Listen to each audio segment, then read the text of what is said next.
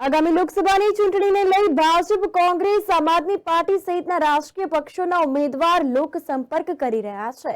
ત્યારે બનાસકાંઠા જિલ્લાના દાંતા તાલુકાના સાંડોસી, મગવાસ, કુવારસી, હડાદ ગામમાં કોંગ્રેસના ઉમેદવાર ગેનીબેન ઠાકોરે લોકો સાથે જનસંપર્ક કાર્યક્રમ યોજ્યો હતો।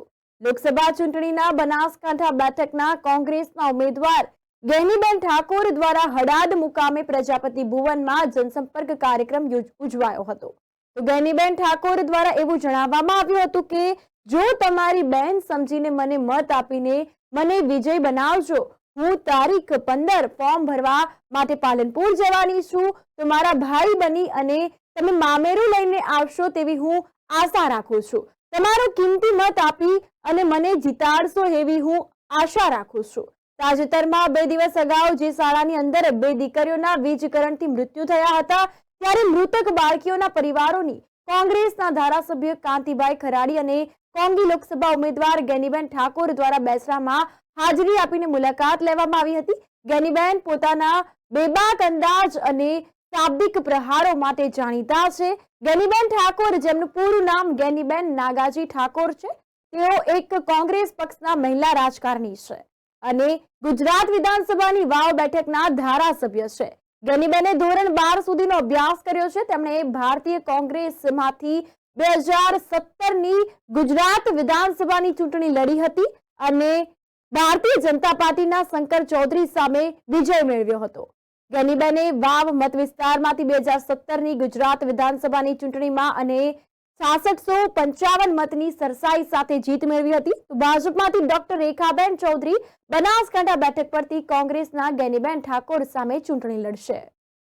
આજે આનંદ મુકામે જિલ્લા પંચાયતની સીટના કાર્યકરો સાથેનો આ સમાજ કાર્યક્રમમાં આપણી સૌની વચ્ચે ઉપસ્થિત દાંતાના ધારાસભ્ય આદરણીય કાંતિભાઈ, ચાકીભાઈ, મહિલા કોંગ્રેસના પ્રમુખ શ્રી, જિલ્લા પંચાયતના માજી પ્રમુખ વાલકીબેન, દિનેશભાઈ, લક્ષ્મીબેન, પ્રિયાબેન, સાહેબા કાકા, હિરેનભાઈ, અશ્વિતભાઈ, બાપુ, તાલુકા પંચાયતના માજી પ્રમુખ, વરિષ્ઠ સૌ સ્ટેજ ઉપરના આગેવાનો, આપ સૌ કોંગ્રેસ પાર્ટીના અડીખમ યોદ્ધા ભાઈઓ અને બહેનો, બધા આગેવાનોએ વાત કરી। એમાં હું મારો સુરપુરામાં આમ તો બધા ફોન કરે કે બેન તમે બધા તાલુકાનો પ્રવાસ કરો છો પણ ત્યાં દાંતા, અંબાજી, હડાદ બાજુ આવતા નથી। એટલે મેં કીધું અંબાજી માતાના દર્શન કરી અને આ પ્રવાસ કાર્યક્રમ ચાલુ કર્યો હતો। હું દરેક તાલુકા પંચાયતની સીટમાં જવાની છું ફોર્મ ભરણા પછી, અને તમને બધાને શક્ય હોય એટલું 3-4 ગામો વચ્ચે એક મીટિંગ થાય તો વધુમાં વધુ આપણા કોંગ્રેસના કાર્યકરોને આગેવાનોને મળવાનું થાય એ પ્રમાણેનું આયોજન પણ આવનાર સમયમાં કરીશું। અને જે જિલ્લા પંચાયત લડ્યા હોય, જે તાલુકા પંચાયત લડ્યા હોય, જે આપણા સેક્રેટરીના પ્રમુખ છે, ધારાસભ્યને સાથે રાખી અને તાલુકા પંચાયતની ત્યાં તાલુકા પંચાયતના પ્રમુખ મારી પહેલામાં પહેલી મીટિંગ આ દાંતા વિસ્તારને માં જગદંબા અંબા માતાની ભૂમિ કે જ્યાં માં એકાવન શક્તિપીઠ અંબાજી બિરાજમાન હોય અને પહેલામાં પહેલી દિનેશભાઈ મીટિંગ એ અંબાજી મુકામે 1955 આ વખતે કાર્યક્રમમાં આવવાનું થયું છે। ત્યારે મારી આપ સૌને વિનંતી કે હું પોતે દરેકના પ્રચારમાં આવી પણ ઉમેદવાર થઈને તમારી પાસે વોટ માંગવા માટે 28 વર્ષમાં પહેલી વખત આ હડાદની ભૂમિમાં આપણી સૌ પાસે આવી। જિલ્લામાં જે નળાપેટથી કરીને હડાદ સુધીનો વિસ્તાર, અને હડાદમાં તો પહેલા અમારી બાજુ એવું કહેવાય કે કોઈને પણ કોઈ વિસ્તારની અંદર બદલી કરીને મૂકવું હોય તો કે ભાઈ ક્યાં મૂકો, કે હડાદ મૂકો, ના બાજુ ક્યાં મૂકો, કે સુઈ ગામ મૂકો।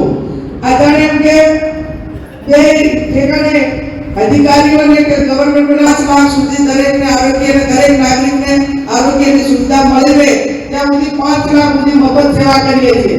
પણ છેલ્લા 2-3 મહિનામાં તો આગળ ડોક્ટરો બધે રાડો મૂકવા કરે છે કે સરકાર અમને કોઈ પેમેન્ટ આપતી નથી અને ભરાય છે કે નહીં। એટલે આ એક ખોટના દાવા છે। હમણાં શિક્ષણની વાત આજે બહુ કેમ કે અમારી એક ગ્રેડની સ્કૂલો ચાલે, કરોડો રૂપિયાના અમે શિક્ષણમાં રોકાણ કરીએ છીએ, એમ કે ખૂબ સારું. આ હમણાં જ મોર ડુંગરા ગામે પ્રાથમિક શાળામાં ગઈકાલે એક બેદરકારીના કારણે એક ગંભીરતા લીધા વગર જે હિંસા હતો ત્યાં જે વીજ કરંટ લાગવાથી આદિવાસી સમાજની બે દીકરીઓનું મોત થયું. હજી આ 24 કલાક થયા, એ બોડીની અંતિમ વિધિ પણ થઈ નથી.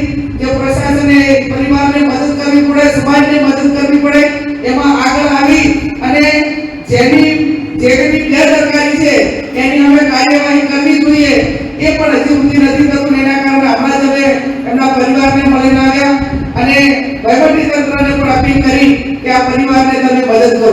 ત્યારે આવી એમના સંવેદના એ એમના ડિક્શનરી પણ નથી. કોઈ બેન હોય, દીકરી હોય, કાયદો હોય, વ્યવસ્થા હોય, એ વાંચવા માટેની જે પ્રશાસનની કે સરકારમાં બેઠા લોકોની જે જવાબદારી છે, ફરજ છે, એ ફરજ જે પ્રમાણે અદા કરવાની હોય એ પ્રમાણે થતી નથી. હમણાં આપણા જિલ્લા પંચાયતના સભ્ય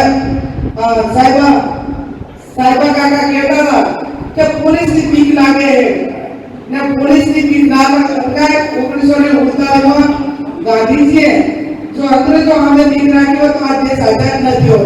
અત્યારે કોંગ્રેસના કાર્યકરોને, કોંગ્રેસના આગેવાનોને જેલમાં જવું પડે તો જેલમાં જવું, પણ હવે આ લોકશાહી બચાવવા માટે આપણા અમે ચેલેન્જ છે.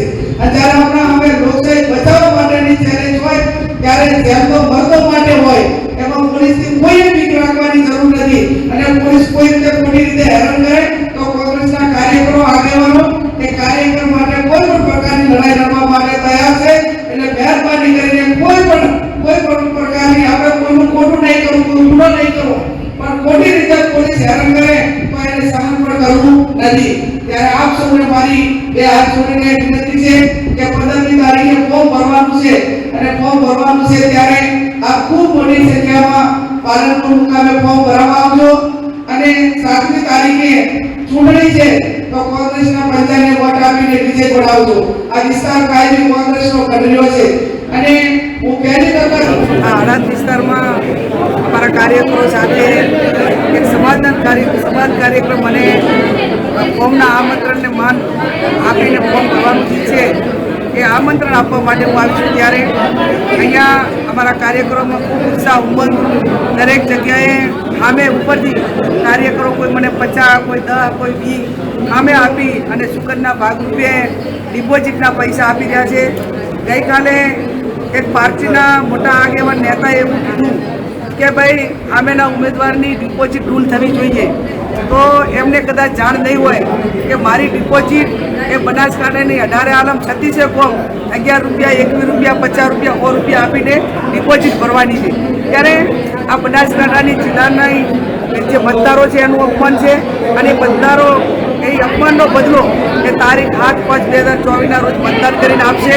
બીજું એટલો પ્રેમને, સ્નેહને લાગણી મળે છે કે હું ગરીબ પરિવારની ચોક્કસથી છું, પણ મારી ઈમાનદારી હોય, મારો લોકો સામે સાથે કાર્યકરો સાથે વર્ષોનો જૂનો નાતો, અને ક્યાંય પ્રશાસન અન્યાય કરતું હોય તો એના સામે પૂરી તાકાતથી, જેમ ડૉક્ટર કોઈ પેશન્ટને બચાવવા માટે અંતિમ લડાઈ લડે અને અંતિમ સુધી એને દવા દારૂ કરીને હાજુ કરવાનો પ્રયત્ન કરે, તેમ હું જ્યારે કોઈ કાર્યકર હોય, કોઈ આગેવાનો હોય, કામ પ્રજા ઉપર પ્રશાસન અન્યાય કરે ત્યારે ન્યાય ધોરણે ગાંધી માર્ગે હોય, વહીવટીના ભાગરૂપે હોય, જુડિશિયલ રીતે હોય, આંદોલનના ભાગરૂપે હોય, તમામ પ્રકારે જે કરવું પડે તે કરી અને પ્રજાના પ્રશ્નો ઉકેલવા માટેના પ્રયત્નો કર્યા છે. એ પ્રશ્નોને આગળ વધારતા આવનાર સમયની અંદર સમગ્ર જિલ્લામાં એ જ રીતે પ્રશ્નોનો ઉકેલ આવે એવા મારા પોતાના પ્રયત્નો રહેશે.